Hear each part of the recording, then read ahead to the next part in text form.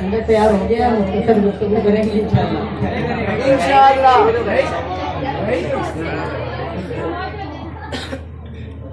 ماشاءاللہ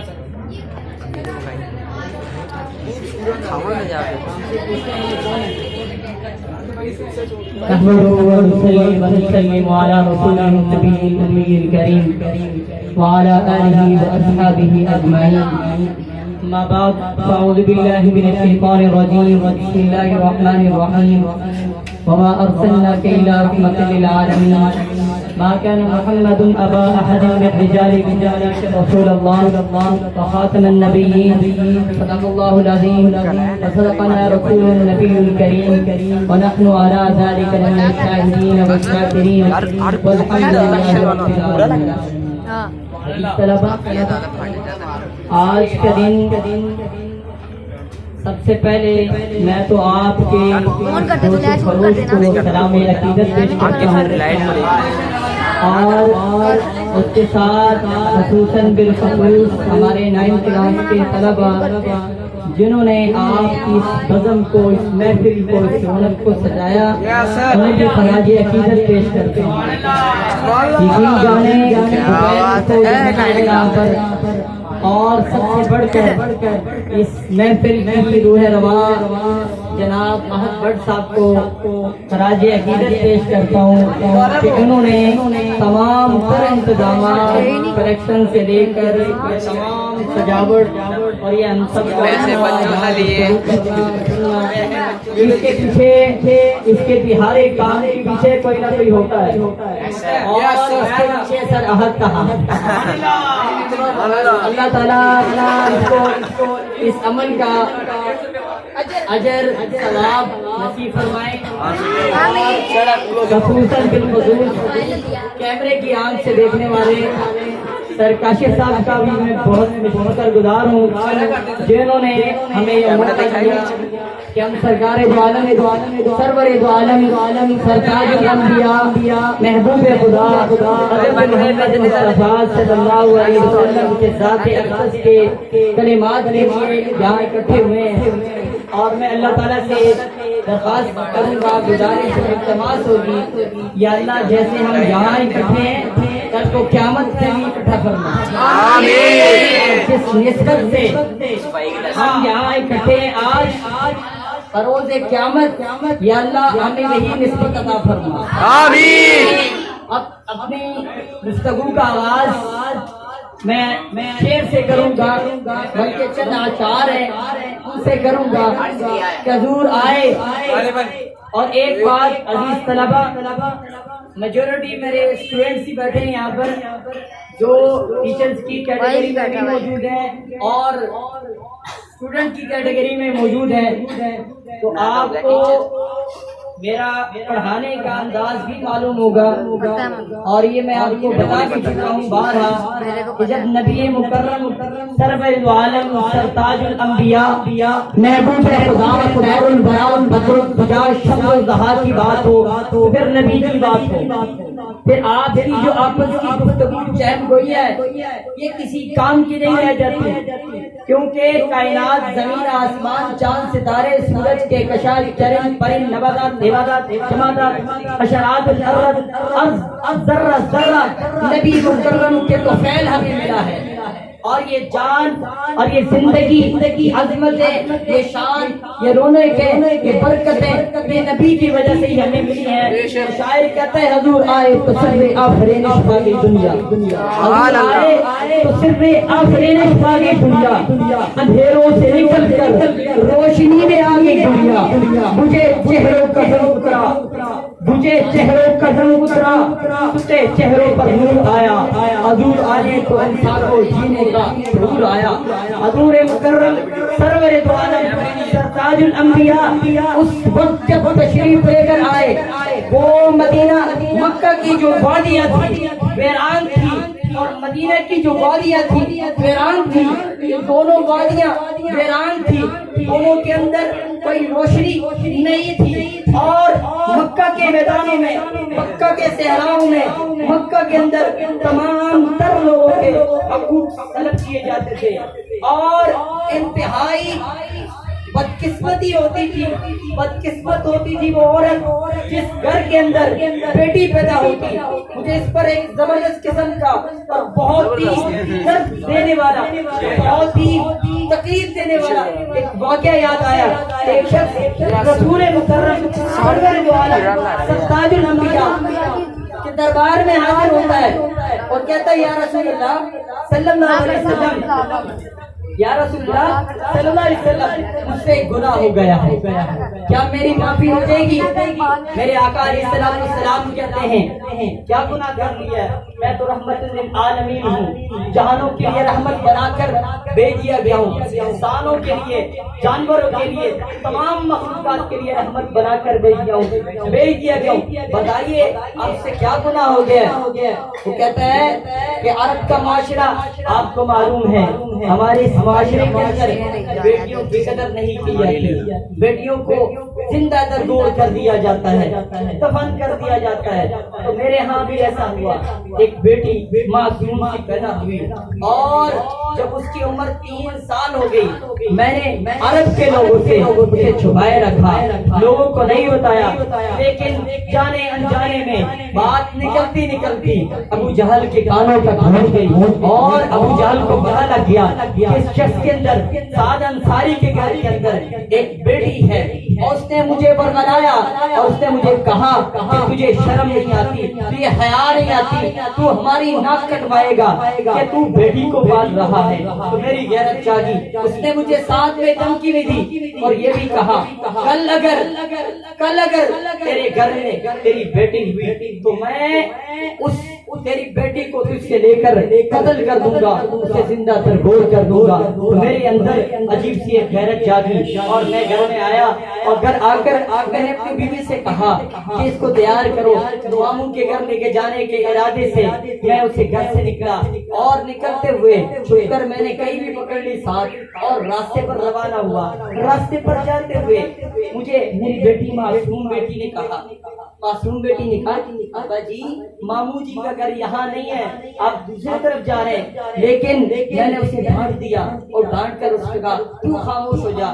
وہ خاموش ہوئی. ہم جنگل میں گئے. جنگل میں جانے کے بعد وہاں پر میں نے گڑھا کھودنا شروع کر دیا. جب میں گڑھا کھودنے لگ رہا تھا، کھود رہا تھا، اس وقت بیٹی مجھ سے کہتی ابا جی یہ کیا کر رہے ہیں، یہ کیوں کر رہے ہیں؟ تو میں نے اس کو ڈانٹا، اس کو تھپڑ لگایا، وہ رونے لگی اور اس کے بعد وہ خاموش ہو گئی. میں گڑھا کھود رہا ہوں. گڑھا کھودتے ہوئے مٹی میرے ساتھ ہٹا رہی ہے. میرے ساتھ گڑھے سے اپنے چلو کے اندر اپنے دامن میں مٹی ڈال کر اس گڑھے سے پیچھے کر رہی ہے. اور جب باپ کو پسینہ آ رہا ہے اپنے قمیص سے، اپنے دامن سے باپ کے چہرے کا پسینہ بھی صاف کر رہی ہے. جب گڑھا مکمل ہوا سارے باپ نے اس کو اس گڑھے کے اندر ڈال دیا. چیختی رہی، چلاتی رہی. روایت بیان کرنے والے یہ لکھتے ہیں جب آقا دو جہان سرور دو عالم کے سامنے یہ روایت بیان کی جا رہی تھی، صحابہ سارو قطار رو رہے تھے، رسول اللہ صلی اللہ علیہ وسلم رو رہے تھے، چیخ پکار ہو رہی تھی. اس وقت آقا علیہ السلام روئی جا رہے تھے. انتہائی عجیب سی کیفیت تھی، رونا انتہا تک پہنچ چکا. تو اس کے بعد کیا ہوا؟ کہتے میں نے اپنی بیٹی کو اپنے ہاتھ سے اس گڑھے کے اندر ڈالا. تو گڑھے کے اندر ڈالتے ہوئے مجھے میری بیٹی نے کہا مجھے جنگل میں چھوڑ دو، مجھے ماموں کے پاس چھوڑ دو، میں کبھی واپس نہیں آؤں گی، تیرے گھر نہیں آؤں گی. میں نے کبھی تیری نافرمانی نہیں کی، نہ میں نے تیرے خلاف کوئی بات کی ہے، مجھے معاف کر دو. لیکن مجھے ترس نہیں آیا اور میں اس پر مٹی ڈالتا رہا یہاں تک کہ اس کی چیخ و پکار کی آوازیں میرے دل کو نرم نہ کرتی رہی. اور جب مکمل طور پر میں نے اس پر مٹی ڈال دی اس کے بعد میں گھر واپس آیا. جب سے میں گھر واپس آیا آج 40 دن ہو چکے ہیں. ہر رات میرے خواب میں میری بیٹی آتی ہے اور مجھ سے سوال کرتی ہے کہ جرم نے مجھے مارا تھا، کس جرم میں مجھے قتل کیا، کس جرم کے اندر مجھے جو ہے وہ یہ گڑھے کے اندر ڈالا گیا. اور کہتی ہے کل قیامت کا دن ہوگا. رسول اللہ کی دربار ہو، رسول اللہ کے دربار میں اس مقدمے کو پیش کروں گی، اللہ کے دربار میں اس مقدمے کو پیش کروں گی کہ میرا ظلم کیا تھا، میرا جرم کیا تھا، میں نے کیا تھا، مجھے کس چیز کی سزا دی گئی. یہ بیان کرتے ہوئے جب بات مکمل ہوئی تو نبی علیہ السلام نے کہا تجھے اتنی جو ہے وہ اپنی بیٹی ہوتے ہوئے تیری بیٹی تھی تجھے ترس نہ آیا؟ خیر نبی علیہ السلام روئے اور رونے کے بعد نبی علیہ السلام نے فرمایا میں تو رحمت للعالمین ہوں، اور اسے کہا جو توبہ کرتا ہے ایمان لے کے آتا ہے پچھلے گناہ معاف ہو جاتے ہیں۔ رحمت للعالمین نے اسے معاف کروا دیا، اللہ اکبر کہ رحمت للعالمین نے اس کو کیا کر دیا؟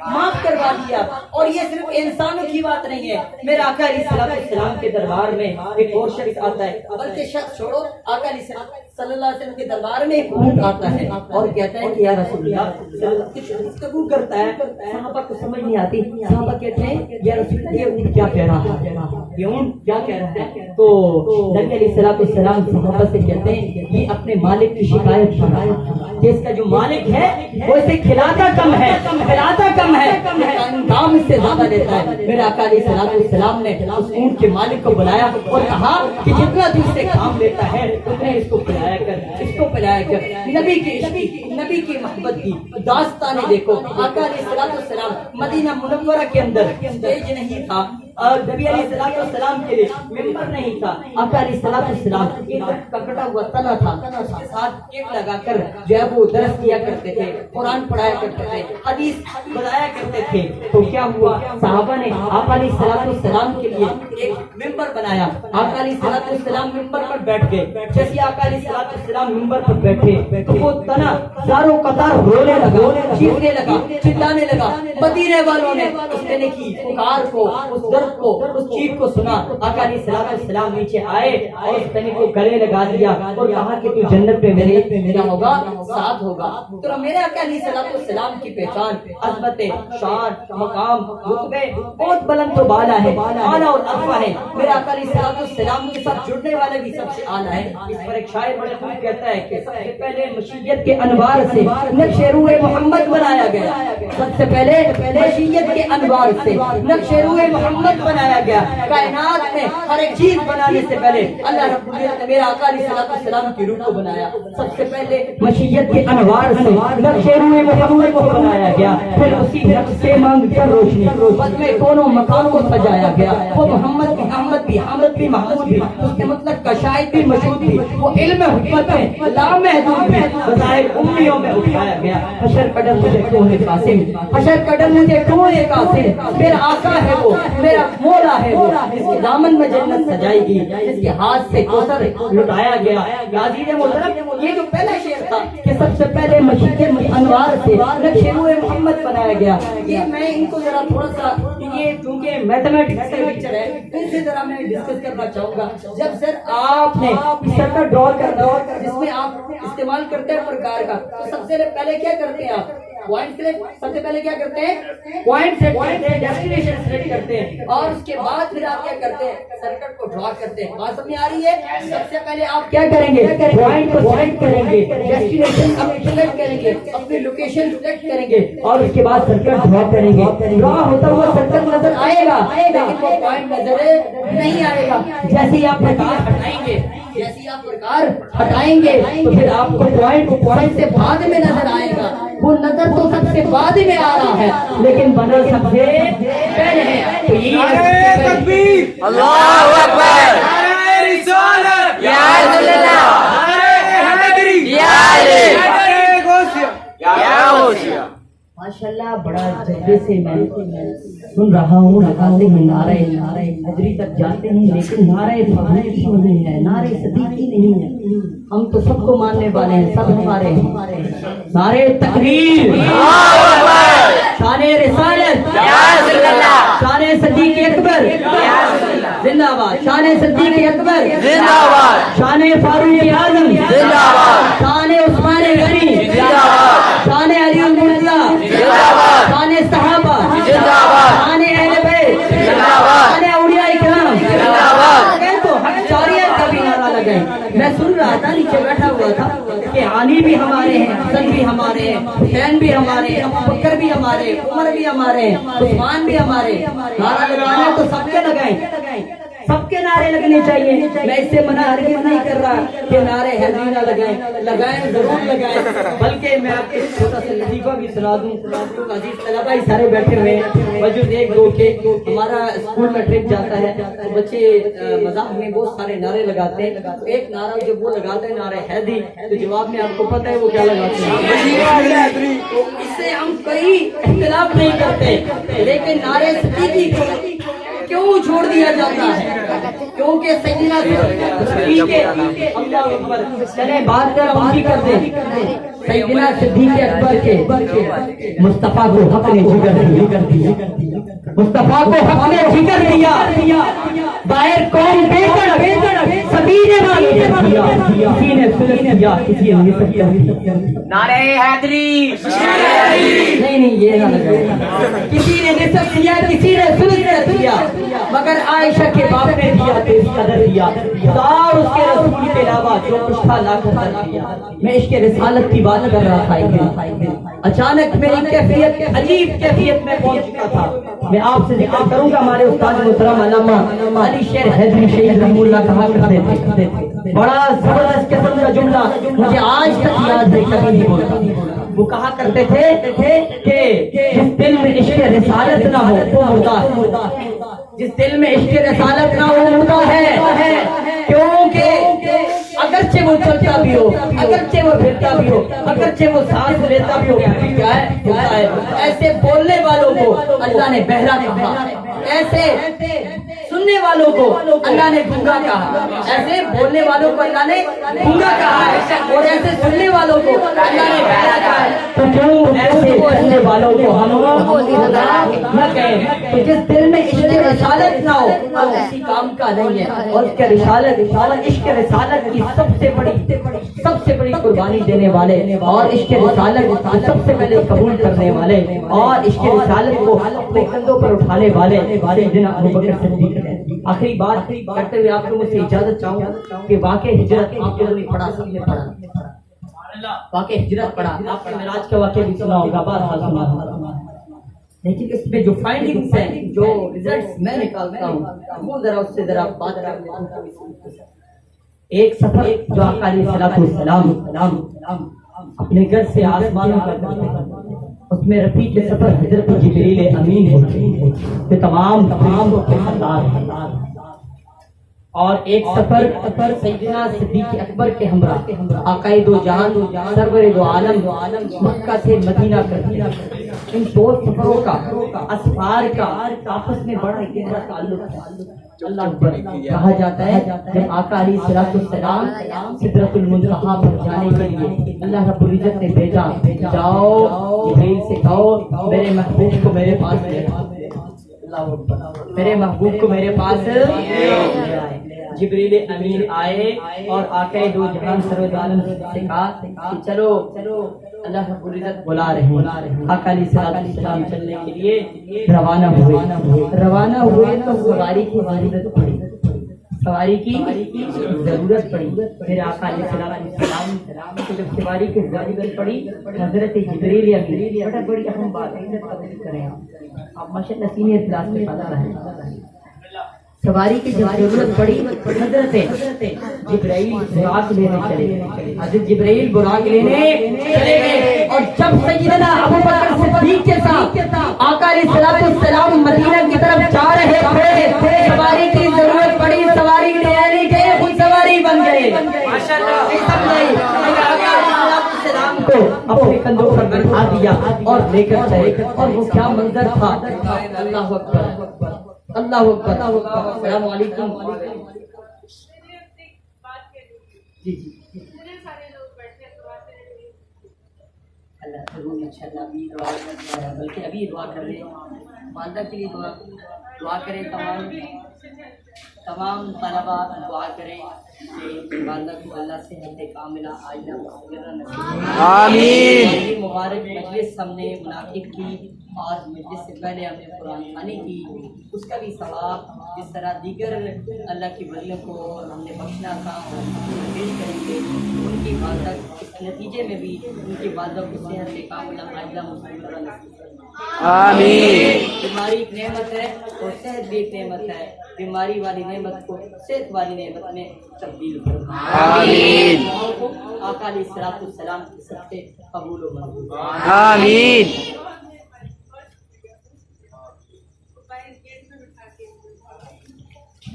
ہم بات کر رہے تھے ایک دن سے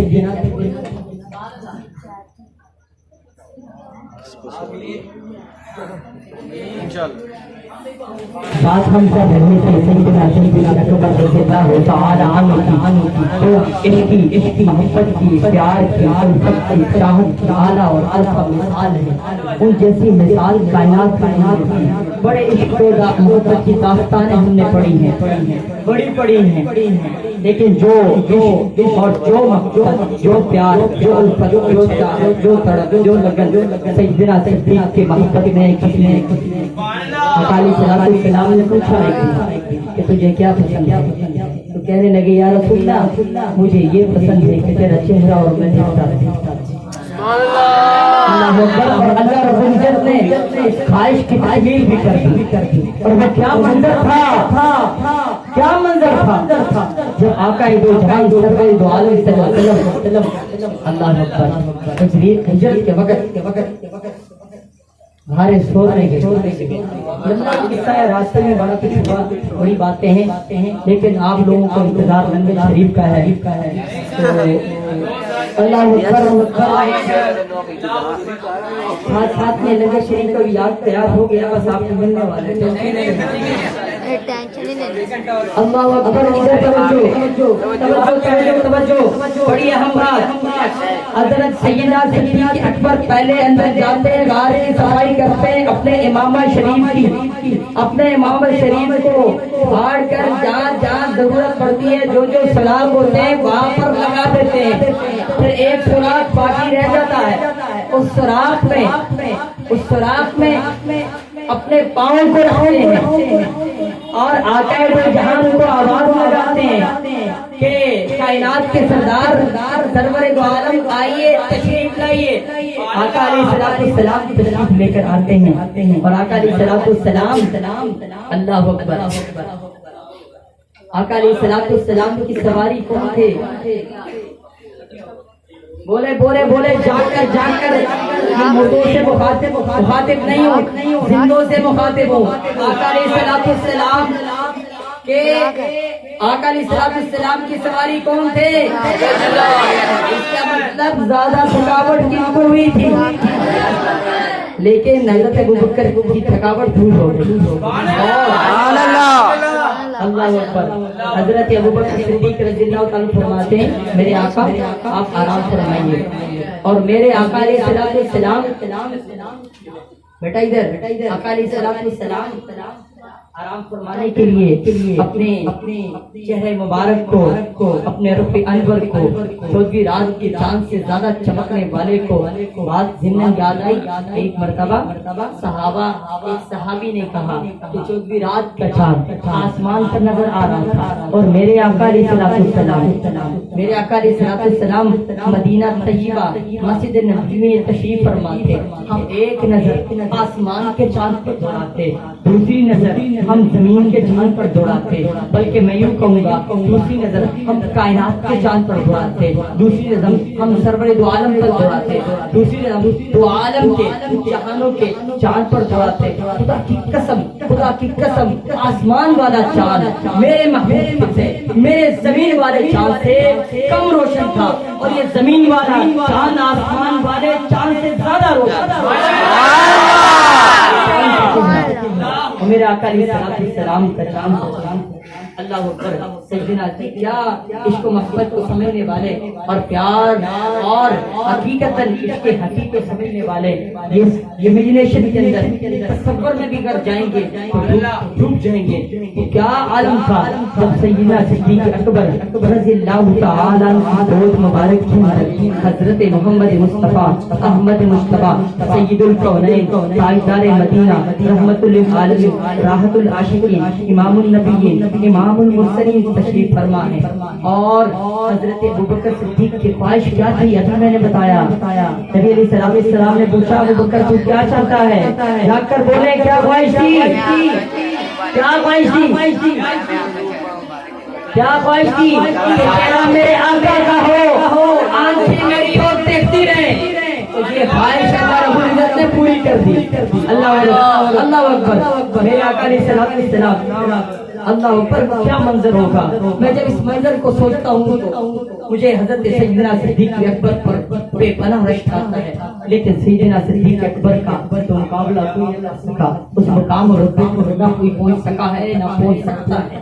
اللہ اکبر، آقا علیہ السلام کو نگاہوں سے دیکھ رہے ہیں، محبت میں، الفت میں، چاہت میں، پیار میں، تعلق میں، عشق میں، لگن میں، ہر طرف پوری امید کے ساتھ، پورے تعلق کے ساتھ، پورے جذبے کے ساتھ، پورے جنون کے ساتھ میرے آقا علیہ السلام کے چہرے کا دیدار یار خود کرتے جا رہے ہیں۔ اور آپ کو پتا ہے جب دیدار یار ہوتا ہے تو بیچ میں رقیب کا آنا ضرور ہوتا ہے۔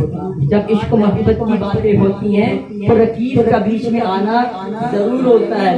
رقیب وہاں سے ٹپک پڑا اور اس نے سیدنا ابوبکر صدیق رضی اللہ تعالی عنہ، بڑی اہم بات ہے، سیدنا ابوبکر صدیق رضی اللہ تعالی عنہ نے جس غار کے سوراخ میں اپنے پاؤں کو لگایا تھا اس پر ڈنگ دے دیا، اس پر کیا کر دیا؟ ڈنگ دے دیا۔ سانپ نے، رقیب سانپ کے روپ میں آیا۔ رقیب مختلف روپوں میں آتے ہیں، سب سے خطرناک روپ اس کا سانپ والا تھا، سانپ کے روپ میں آیا اور ایک محب کو، ایک عاشق کو، محبوب کو دیکھنے سے روکنے کی کوشش کر رہا تھا، لیکن وہ عاشق بھی کوئی کم عاشق نہیں تھا، وہ عاشق تو جان قربان کرنے والا بھی تھا۔ چلے ایک اور بات آپ کو بتاتا چلوں، علماء لکھتے ہیں اللہ اکبر، آقا دو جہان جب آسمانوں پر گئے چلتے جا رہے ہیں، ایک وقت ایسا آیا، ایک جگہ ایسی آئی سدرۃ المنتہا پر جب پہنچے تو ایک جگہ ایسی آئی کہ وہاں پر سیدنا جبریل امین نے کہا کہ آقا آگے کا سفر آپ خود کیجیے، آگے کا سفر آپ خود کیجیے، میں آپ کو آگے نہیں لے کے جا سکتا، آپ کا میں آگے ساتھ نہیں دے سکتا، کیونکہ اگر میں آگے چلوں میرے پر چل جائیں گے۔ ہم سیدنا جبریل امین کو بے وفائی کا تانا نہیں دیتے، یاد رکھیں جبریل امین وفادار ہیں، وفا شعار ہیں، امین ہیں، قرآن نے انہیں امین کہا ہے۔ لیکن علماء لکھتے ہیں یہاں پر بڑا پیارا جملہ، اللہ اکبر، بڑی عشق و پیار کی بات ہے۔ اگر یہاں سیدنا ابوبکر صدیق ہوتے، اللہ اکبر، یہاں سیدنا ابوبکر صدیق ہوتے تو ہر کسی یہ نہ کہتے کہ میرے پر چل جائیں گے، وہ کہتے ہیں میں سب چل جاؤں گا لیکن نبی کا ساتھ نہیں چھوڑوں گا۔ اللہ اکبر، اس منظر کو دیکھ رہے ہیں، جنگ لگانے والے رقیب نے، سانپ نے جنگ لگایا، جنگ لگاتے حضرت، یہاں تو ہماری نمازیں ہیں نا، ہم نماز پڑھتے ہیں سامنے سے کیڑی یا کیڑا آ جائے تو نماز کو ذرا سجدہ روک لیتے ہیں، یا ہاتھ سے ہٹانے کی کوشش کرتے ہیں، یا رک جاتے ہیں، یا پتہ نہیں کیا صورتحال ہونے لگ جاتی ہے۔ ایک سیدنا صدیق اکبر ہے کہ ان کو اس سانپ نے کاٹا، اور آپ کو پتا ہے کہ سانپ جب کاٹے تو کیا ہوتا ہے، زہر جب اب انسان کے جسم میں آئے تو کیا ہوتا ہے، زہر جسم میں آیا، لیکن حضرت جبریل ہلے نہیں۔ تاریخ دانوں نے لکھا ہے سیدنا صدیق اکبر ہلے نہیں، اپنے آپ کو ہلایا تک نہیں، محسوس نہیں کروایا، لیکن درد تو ہوا، تکلیف ہوئی، تکلیف محسوس ہوئی۔ اس تکلیف کے نتیجے میں سیدنا ابوبکر صدیق کے آنکھوں سے آنسو ٹپکے، جب آنسو ٹپکے تو ایک کہاں رہے تھے محمد رسول اللہ صلی اللہ علیہ وسلم، آقا علیہ السلام کے گال پر، آقا کے چہرے پر کیا منظر ہوگا، کیا منظر ہوگا جب آقا علیہ السلام نے، کیا منظر ہوگا جب آقا علیہ السلام نے آنکھوں کو کھولا ہوگا اور سامنے سیدنا صدیق کی آنکھوں میں آنکھیں ملائی ہوں گی، کیا منظر ہوگا۔ بولے ابو بکر کیا ہوا؟ کہا یا رسول اللہ ایک سانپ نے کاٹ دیا، ایک سانپ نے کاٹ دیا۔ سیدنا محمد مصطفیٰ احمد مصطفیٰ سرور دو عالم صلی اللہ علیہ وسلم نے اپنا دعا مبارک لگایا، اپنی دھوپ مبارک لگائی، دعا مبارک لگایا، اور اس کے نتیجے میں زہر کا نقصان کیا ہو گیا؟ ختم ہو گیا۔ تو یہ تو نہ بے تحاشا مثالیں ہیں، سیدنا ابوبکر صدیق کی، عمر فاروق کی، عثمان غنی کی، علی الرضا کی، بے تحاشا مثالیں ہیں۔ اور یہ مثالیں اگر میں بیان کرتا رہوں تو یہ میں کرتا رہوں گا، لیکن میں آپ کو پہلے بتا دیا کہ آپ لوگ کا انتظار جانا ہے، آپ کو پتہ ہے۔ دو باتیں مزید کر کر اب میں ایک شخص کی دنیا کی اور اسی دور کی کچھ دور پہلے کی بات کرتا ہوں۔ یہاں پر ایک عالم دین گزرے ہیں، ان کا نام ہے مولانا حسین احمد مدنی رحمہ اللہ۔ مدینہ طیبہ جا رہے تھے، راستے میں کئی میل جوتا اتار دیا، کہا کہ استاد جی ابھی تو مدینہ بہت دور ہے، آپ جوتا ابھی سے کیوں اتار رہے ہیں؟ کہنے لگے کہ میں اسی لیے اس صحرا میں تپتی دھوپ پر بھی نیچے پاؤں رکھ رہا ہوں، ایسا نہ ہو کہیں محمد رسول اللہ صلی اللہ علیہ وسلم کا نالین مبارک لگا ہو۔ اور انہی کے بارے میں کہا جاتا ہے، انہی کے بارے میں کہا جاتا ہے اللہ اکبر کہ وہ روزہ رسول کی داڑھی کے ساتھ صفائی کیا کرتے ہیں۔ یہ محبت اور عشق کی بات ہے، محبت اور عشق والے سمجھتے ہیں۔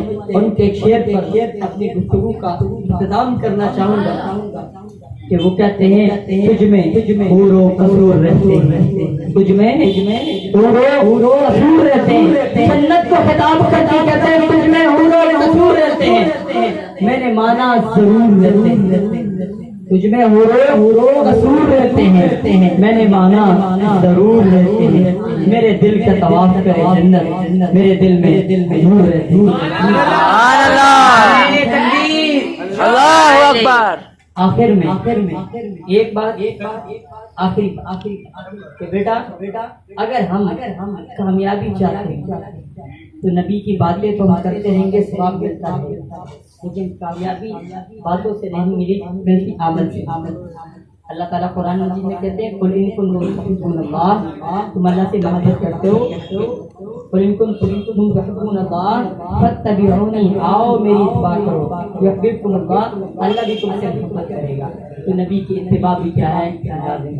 تو اتباع کے اندر ہم کم از کم 5 وقت کی نمازوں کا ارادہ کریں کہ ہم انشاءاللہ 5 وقت کی نمازیں پڑھا کریں۔ ایک بات، دوسری بات آخر میں دوبارہ میں تمام مجاہدین کا اور خصوصاً جو یہاں پر اسٹیج سیکٹری کے فرائض سر انجام دے رہی تھی محترمہ، ایک کا نام ارم آپ کا نام ارم اور ساتھ میں آپ کی مصباح، دونوں کا بھی بہت شکریہ کہ انہوں نے اسٹیج کو بڑے اچھے طریقے سے سنبھالا، اور ایک بار پھر بھی آپ تمام تر طلبہ کا اور میرا ہم سب کا بہت بہت شکریہ، اور اللہ تعالیٰ ہم سب کی حاضری جو ہے وہ اللہ تعالیٰ اپنے دربار میں قبول فرمائے اور اخلاص کریمہ نصیب فرمائے، اور اس طرح جہاں ہم اکٹھے ہیں ہمیں اللہ تعالیٰ سے امید ہے، اللہ تعالیٰ سے امید ہے، اور اللہ تعالیٰ سے جیسی امید رکھیں اللہ ویسا کرتے ہیں۔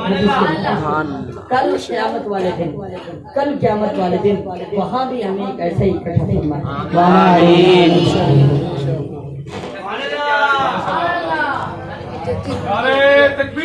اللہ اکبر، یا رسول اللہ، سرکار کی آمد، مرحبا، سرکار کی آمد، مرحبا، سرکار کی آمد، مرحبا۔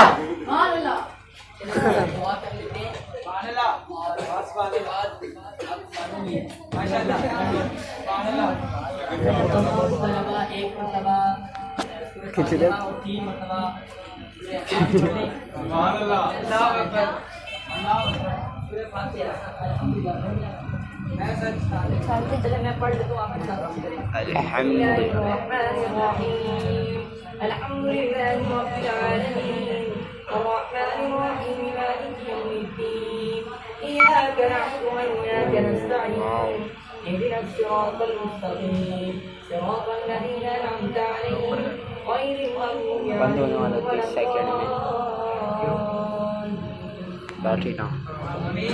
بسم الله الرحمن الرحيم